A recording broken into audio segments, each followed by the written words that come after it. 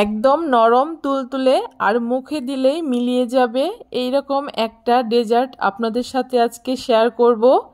এই ডেজার্টটি আপনারা দেখে বুঝতেই পারছেন কতটা নরম তুলতুলে, বানানো ভীষণই সহজ। ঘরে থাকা মাত্র 3টি উপকরণ দিয়ে খুব সহজে তৈরি করে নেওয়া যায়, খেতেও হয় দুর্দান্ত।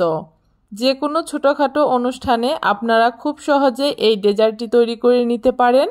কোনো রকম ঝামেলা ছাড়াই খুব সহজে এই ডেজার্টটি তৈরি করে ছোট থেকে বড় সবার মন জয় করে নিতে পারেন। কিভাবে খুব সহজে একদম ঘরোয়া উপকরণ দিয়ে এরকম তুলোর মতো নরম তুলতুলে এই ডেজার্টটি আমি তৈরি করেছি, আজকে সেই রেসিপি আপনাদের সাথে শেয়ার করব। চলুন তাহলে দেখে নেওয়া যাক। ডেজার্টটি তৈরি করার জন্য প্রথমে একটা বাটি নিয়ে নিয়েছি, আর বাটির মধ্যে একটা চামচ মেপে আমি 2 চামচ এইখানে কাস্টার্ড পাউডার দিয়ে দিয়েছি। আর তার সাথে এখানে আমি হাফ কাপ লিকুইড দুধ দিয়ে দিচ্ছি। এখন দুধ দিয়ে খুব ভালো করে কাস্টার্ড পাউডারটাকে এরকম করে গুলিয়ে নেব। আপনাদের হাতের কাছে যদি কাস্টার্ড পাউডার না থাকে তবে কর্নফ্লাওয়ার, সামান্য একটু ফুড কালার আর লিকুইড দুধ দিয়ে গুলিয়েও এই ব্যাটারটা তৈরি করে নিতে পারেন। কাস্টার্ড পাউডারটাকে গুলিয়ে আমি রেখে দিয়েছি সাইডে। এদিকে উনানে একটা কড়াই বসিয়ে দিয়েছি। এই ডেজার্টটার মধ্যে আমি 1 কাপ মতো চিনি ব্যবহার করব। আর প্রথমে কড়াইতে হাফ কাপ মতো চিনি আমি খুব ভালো করে ক্যারামেল তৈরি করে নেব। তার জন্য প্রথমে চিনিটাকে দিয়ে হাত দিয়ে খুব ভালো করে একটুখানি ছড়িয়ে দেব, আর উনানের আঁচটাকে একদম লোতে রেখে এই ক্যারামেলটা তৈরি করতে হবে। যখন এইখানে চিনিটা আস্তে আস্তে ক্যারামেল হতে শুরু করবে তখন আলতো হাতে একটা স্প্যাচুলা দিয়ে হালকা করে নাড়িয়ে যেতে হবে। এভাবে করে আস্তে আস্তে উনানের আঁচটাকে লোতে করেই এই ক্যারামেলটা তৈরি করতে হবে, তা না হলে উনানের আঁচটা বাড়ানো থাকলে ক্যারামেলটা তাড়াতাড়ি লাল হয়ে যাবে আর খেতেও তেতো লাগবে। তাই অবশ্যই উনানের আঁচটাকে একদম লোতে করে এই ক্যারামেলটা তৈরি করে নিতে হবে।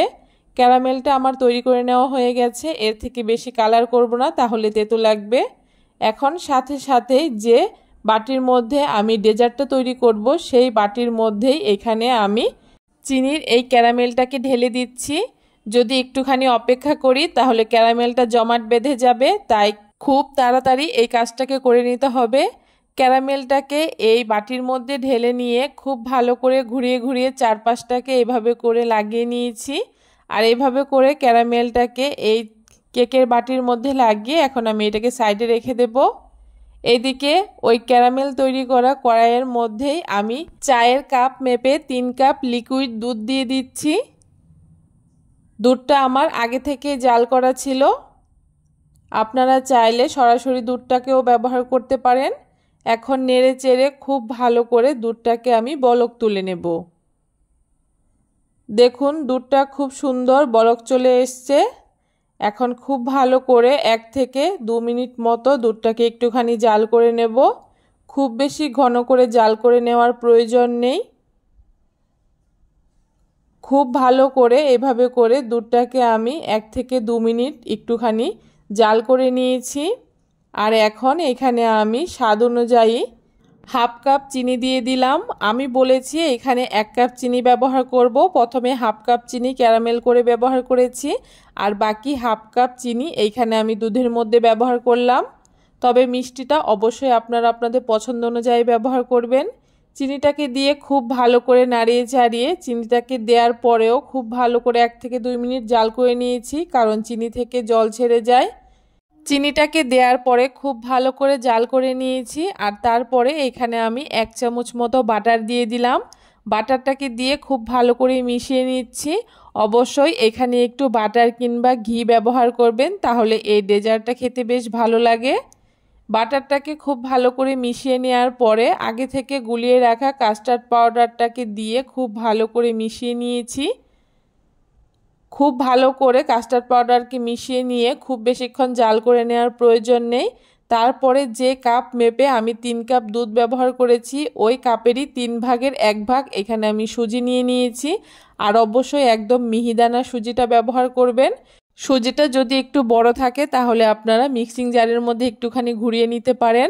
আর তারপরে দেখুন অল্প অল্প করে এখানে সুজি দেব আর একটা হাত দিয়ে খুব ভালো করে নাড়িয়ে চাড়িয়ে নেব। একবারে সমস্ত সুজি দেয়া যাবে না, তাহলে সুজিটা দলা পাকিয়ে যাবে। এভাবে করে নেড়ে চেড়ে যখন এরকম ঘনত্বে চলে আসবে তখন এটাকে আমি নামিয়ে নেব। আর নামিয়ে নেওয়ার পরে সাথে সাথে যে চিনির ক্যারামেলটাকে আমি বাটির মধ্যে ঢেলেছিলাম ওই বাটির মধ্যেই এই ব্যাটারটাকে ঢেলে দিতে হবে।